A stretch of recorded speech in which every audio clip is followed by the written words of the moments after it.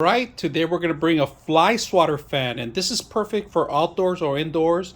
So today we are cutting meat and there is a fly around here, so we're going to put this to a test. But before you do that, you require two AA batteries underneath that you need to set up. So let's go ahead and set it up and see how it looks, and let's test it out.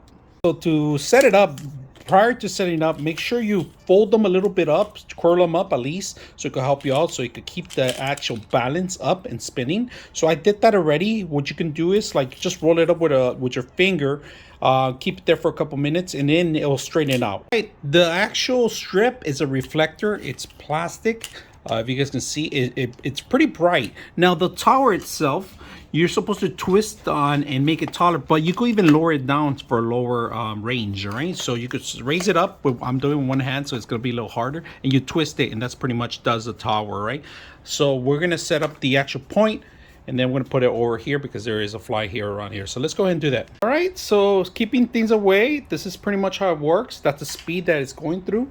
So it's gonna keep any fly or any bugs from landing in here. Very simple, easy to use.